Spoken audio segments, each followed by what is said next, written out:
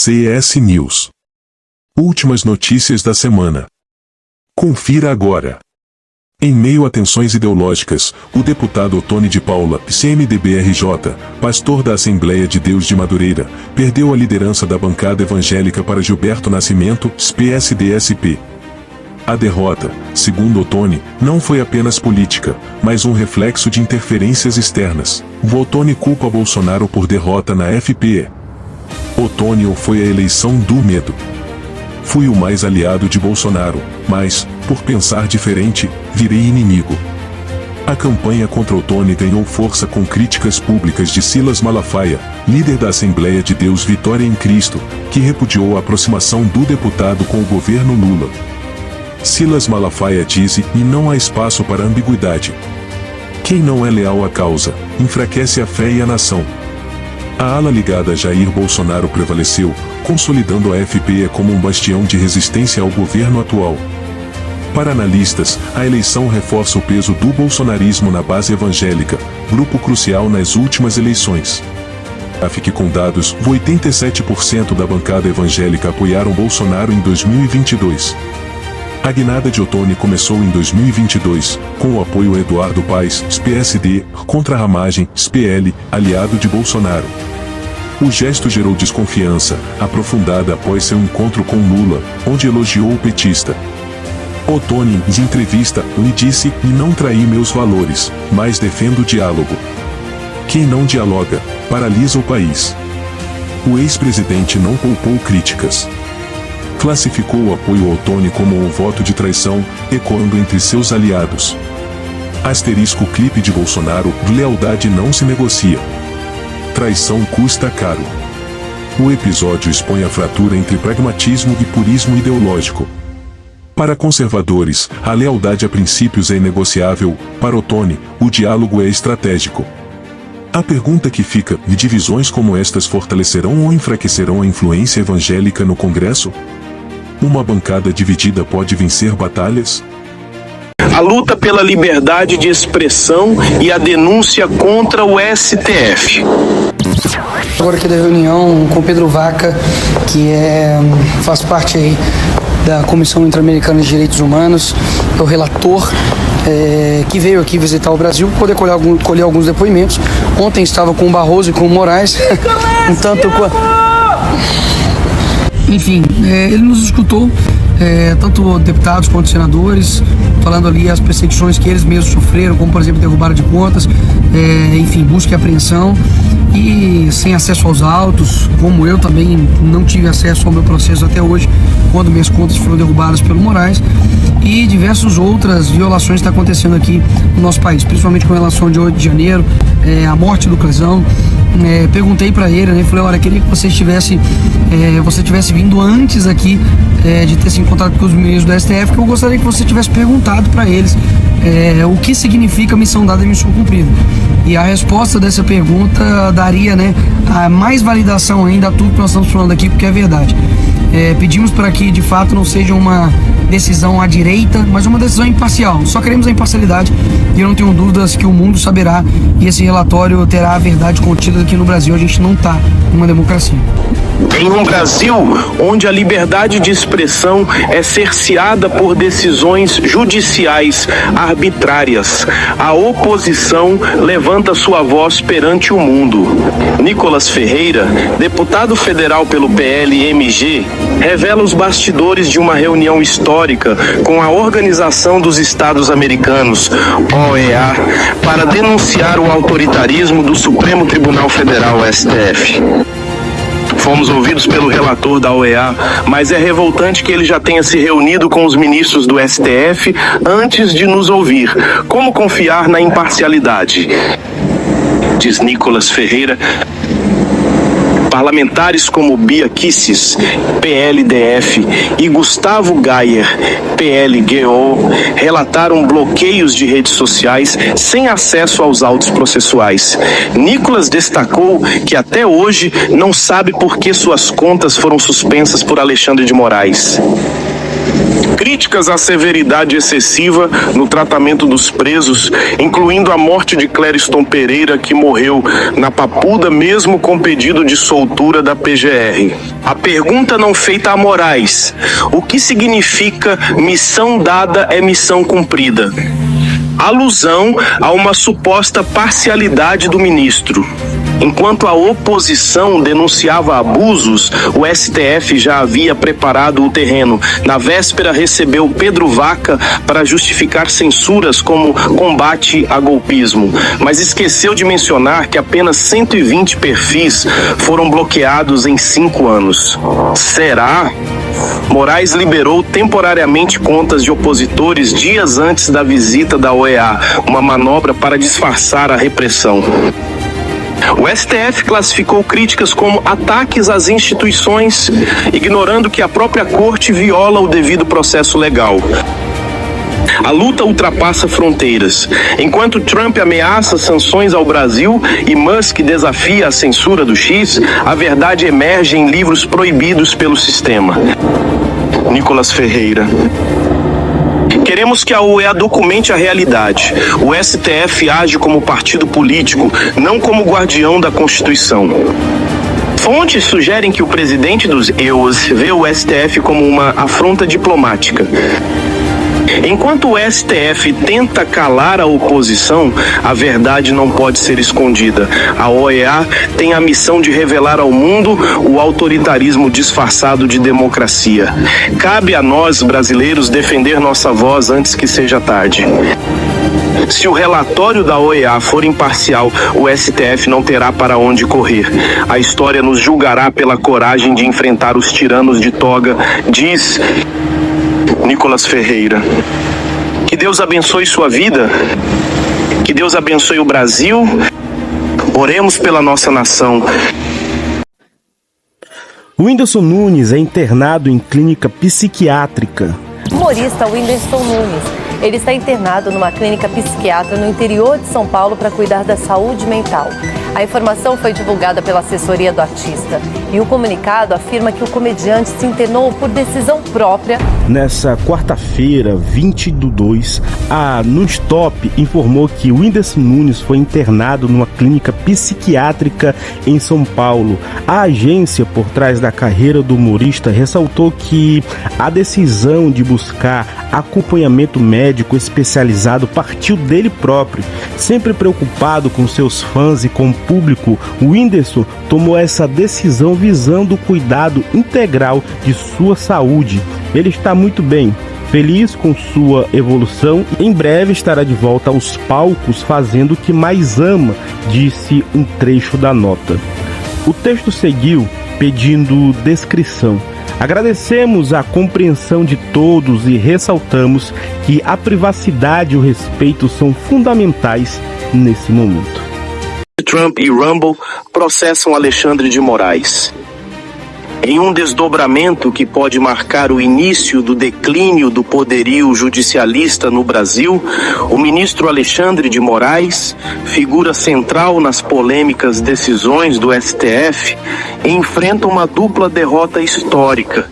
Enquanto cede à pressão pelo fim do sigilo da delação de Mauro Cid, atendendo a antigas demandas de Bolsonaro e seus apoiadores, é surpreendido por um contragolpe internacional. A Justiça dos Estados Unidos investiga suas supostas violações à soberania americana. Uma narrativa que expõe os riscos do ativismo judicial sem limites, após meses de críticas ferrenhas da direita brasileira que denunciava abuso de poder e falta de transparência, Alexandre de Moraes recua. A decisão de liberar os detalhes da delação de Mauro Cid é vista como uma capitulação às demandas democráticas de milhões de cidadãos. Para analistas conservadores, é o primeiro sinal de que o ministro não é invencível. Finalmente, a luz sobre processos que pareciam guiados por interesses políticos, não pela justiça, comenta um jurista crítico ao STF. Mas a verdadeira bomba veio de além-mar. Como revelou a revista Veja, a justiça americana, a pedido da Trump Media e da plataforma Rumble, acusa Moraes de ultrapassar sua jurisdição ao ordenar bloqueios de conteúdos e dados sob controle de empresas no Zeitgeist. É uma afronta à primeira emenda e à soberania americana, declarou um porta-voz de Trump. Para a direita brasileira, é a prova de que o ativismo de Moraes não só fere liberdades no Brasil, mas ignora fronteiras internacionais. Este caso transcende o Brasil. É um alerta global. Juízes com ambições políticas podem se tornar ameaças à democracia. Nos exercício à lei, Trump lidera o combate à censura digital. No Brasil, Bolsonaro e seus aliados veem na derrota de Moraes um precedente para frear o STF. Soberania não é carta branca para o autoritarismo togado, destaca um editorial do Wall Street Journal, citado por entusiastas da causa. Especialistas questionam: Moraes, outrora intocável, está perdendo o respaldo internacional e a narrativa moral? Sua cruzada contra fake news agora é alvo de gigantes da tecnologia e da política americana. Para a direita brasileira, é a hora de reforçar a defesa das instituições contra o judicialismo. O povo não tolerará eternamente juízes que agem como ditadores de toga, ecoa um líder conservador. Enquanto a esquerda global silencia, a direita acorda. A queda de Moraes não é apenas uma vitória jurídica, é um símbolo. Trump e Bolsonaro, cada um em seu país, representam a resistência contra elites que desprezam a vontade popular. O recado é claro: a soberania nacional e a liberdade de expressão são pilares sagrados. E nenhum ministro, por mais poderoso, pode derrubá-los. O poder judicial não está acima da democracia. Foi preso motorista de caminhão envolvido em acidente que matou 12 universitários. Uma tragédia que chocou a comunidade, um acidente envolvendo um caminhão e um ônibus de universitários na rodovia Valdir Canevari, em São Paulo, deixou pelo menos 12 mortos e 19 feridos. O motorista do caminhão foi preso por omissão de socorro e tentativa de fuga. Confira os detalhes desta lamentável ocorrência. Na noite de quinta-feira, dia 20 de fevereiro, um grave acidente envolvendo um caminhão e um ônibus de estudantes da Universidade de Franca, Unifran, abalou a rodovia Valdir Canevari.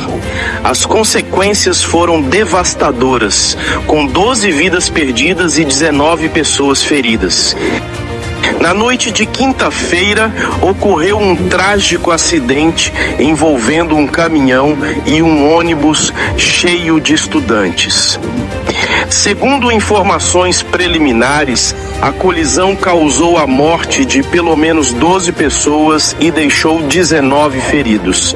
As equipes de resgate e a Polícia Técnica Científica estão trabalhando intensamente para identificar as vítimas e esclarecer as causas do acidente. Oruan, entre a fama e a polêmica.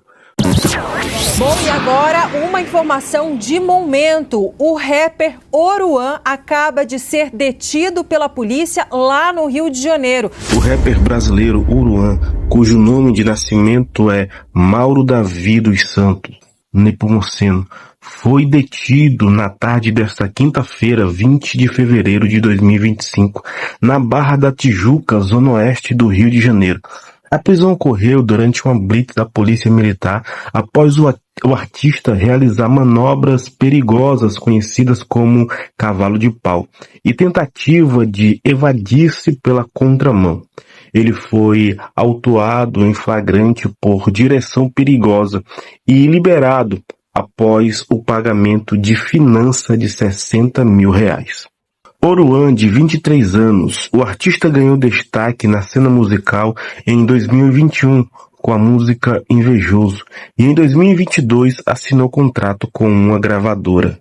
Recentemente, em janeiro de 2025, a vereadora Amanda Vettorazzo propôs um projeto de lei apelidado de Lei Anti-Oruan, visando proibir a contratação de artistas que façam apologia ao crime. A proposta gerou debates e levou a vereadora a registrar boletim de ocorrência devido à ameaça recebida por parte de fãs do rapper. A detenção de Oruan ressalta a necessidade de uma reflexão sobre a influência de figuras públicas que, direta ou indiretamente, promovem comportamentos ilícitos.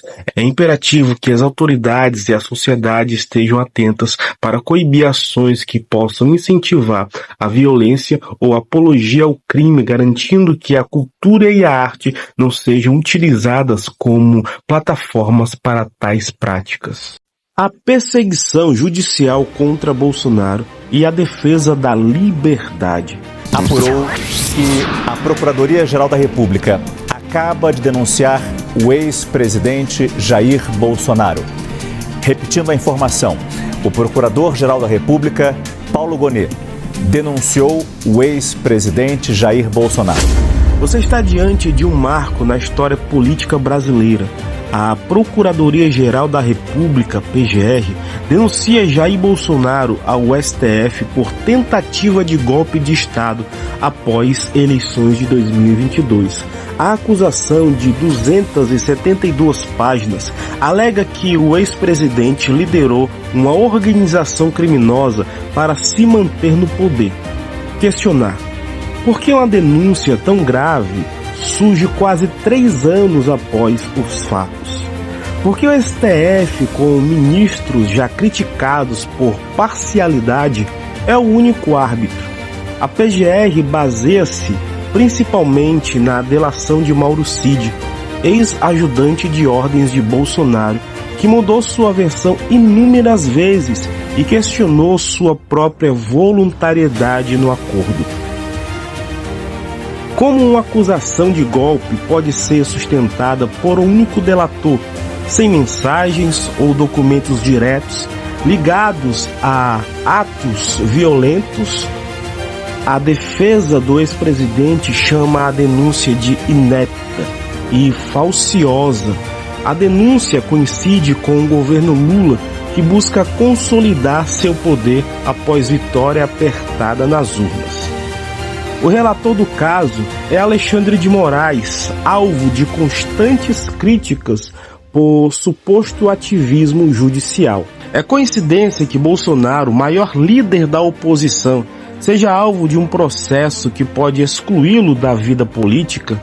O STF, que anulou as condenações de Lula em 2021, age como juiz ou parte. A PGR lista ações como lives críticas ao sistema eleitoral, reuniões com militares e operações da PRF no Nordeste como atos golpistas. Questionar urnas é crime? Discutir decretos não assinados é conspiração? Para a defesa, trata-se de exercício legítimo de liberdade de expressão e defesa de pautas conservadoras. Denúncia inclui alegações dramáticas, um suposto plano para assassinar Lula, Alckmin e Moraes. As provas são mensagens cifradas e documentos encontrados com terceiros, sem ligação direta a Bolsonaro. Como aceitar acusações de homicídio sem provas materiais? É estratégia para criminalizar qualquer resistência ao governo atual. A PGR admite que o golpe fracassou por falta de apoio militar.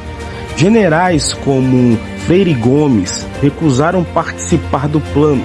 Se as Forças Armadas, guardiãs da Constituição, rejeitaram a tese golpista, por que insistir na narrativa? Não seria mais um sinal de que a acusação é política?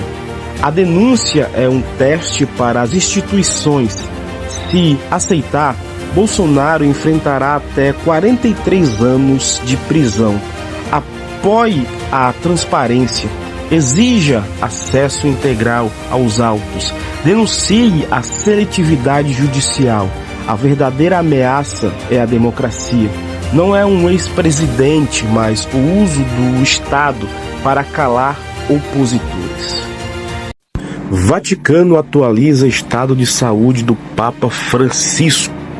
Em um comunicado oficial divulgado nessa manhã, a Santa Sé atualizou o estado de saúde do Papa Francisco, reforçando seu compromisso com a transparência e a serenidade diante de questões relacionadas ao Papa. O anúncio feito pela sala de imprensa do Vaticano destacou que o Papa está em recuperação estável após recentes cuidados médicos relacionados à inflamação respiratória. Segundo o boletim médico assinado por profissionais responsáveis pelo acompanhamento do Papa Francisco, vem respondendo de maneira positiva ao tratamento, mantendo uma rotina adaptada às recomendações clínicas. O texto enfatiza que, embora haja cautela natural devido à idade avançada do Papa de 87 anos, não há motivos para alarmes. Sua agenda de compromissos públicos está sendo gradualmente retomada, com alguns ajustes para preservar a sua saúde. A internação do Papa Francisco gerou algumas especulações. Tem gente questionando a transparência do Vaticano sobre a sua saúde, comparando com o caso de João Paulo II. Algumas teorias mencionam que o Vaticano poderia estar escondendo a gravidade real da situação, sugerindo que há algo mais sério por trás da internação, ou teorias especulam sobre possíveis sucessores, até ligam os eventos a profecias sobre o fim dos tempos. Sabemos que caminhamos para os últimos tempos e a Bíblia Sagrada nos mostra os sinais e eventos que acontecerão antes da volta maravilhosa do nosso Senhor Jesus Cristo. E esses eventos e sinais que acontecem nos trazem alertas para estarmos atentos a todo tempo, vigiando e orando. Que Deus abençoe a sua vida, que Deus abençoe o Brasil. Michele Bolsonaro comenta a delação de Mauro Cid com serenidade e questiona o contexto das acusações. Nessa sexta-feira, 21, Michele Bolsonaro, ex-primeira-dama do Brasil, rompeu o silêncio sobre os recentes desdobramentos envolvendo a delação premiada do ex-ajudante de ordens Mauro Cid. Com elegância e sobriedade, Michele abordou o tema, ressaltando sua tranquilidade perante as acusações da Procuradoria-Geral da República, a PGR, e levantando questões sobre o estado emocional do militar. Todos passamos por momentos de fragilidade. O senhor Mauro Cid é um homem que dedicou anos ao serviço da pátria e é natural que situações de pressão extrema gerem perturbação. Precisamos olhar para isso com humanidade, sem julgamentos precipitados. Michele fez questão de separar a análise do caráter de Cid, que ela definiu como honrado, das alegações apresentadas em seu depoimento. A ex-primeira-dama também minimizou o impacto das acusações sobre si, afirmando estar tranquila e confiante na justiça, mesmo integrando a lista de 34 investigados pela suposta tentativa de golpe de Estado. Nos registros da delação, Cid descreve Michele como preocupada durante a transição do governo, especialmente no momento da desocupação do Palácio da Alvorada. A cena, porém, é interpretada por aliados como uma reação natural de despedida após 4 anos de residência oficial. Não há como indicativos de qualquer irregularidade. Enquanto a justiça segue seu curso, Michele Bolsonaro mantém a postura de quem nada tem a temer. Para seus apoiadores, a ex-primeira-dama personifica a resistência a narrativas que, segundo eles, buscam criminalizar lideranças conservadoras por meio de especulações. O caso que ainda terá capítulos reascendentes, debate sobre a importância da presunção de inocência, valor fundamental em qualquer democracia. A senhora Michele sempre agiu com dignidade dentro da lei. Questionar a honestidade dela é ignorar seu histórico de compromisso com o Brasil. Já a delação, por mais que seja um instrumento legal, precisa ser analisada com cautela, principalmente quando há relatos de instabilidade emocional envolvidos. O estranho acontecimento envolvendo a Igreja Católica em 2013 e o conturbado papado de Francisco. No ano de 2013, de Ubengo e algo estranho se deu, após mais de 600 anos da história do Vaticano, um papa renunciou ao seu papado. Seu nome, Joseph Ratzinger, que se tornou conhecido como Bento XVI. Considerado um teólogo importante, autor de vários livros, um estudioso de linha conservadora, o alemão Ratzinger afastou-se da função aos 85 anos de idade, alegando problemas com a idade e com a saúde, mas desde então pairou no ar a dúvida se a sua decisão foi tomada de livre-arbítrio, ou se pressões nos bastidores o obrigaram a essa situação de Papa Emérito, em que um Papa ainda vivo dá lugar a um outro homem ocupando igual funcão. Ratzinger viveu ainda muitos anos e faleceu com a avançada idade de 95 anos. Em seu lugar foi escolhido o argentino Jorge Bergoglio, destituído das características do intelectual conservador que foi Bento XVI, chegando ao Vaticano parecendo ser uma figura simples, modesta, destoando da opulência do local.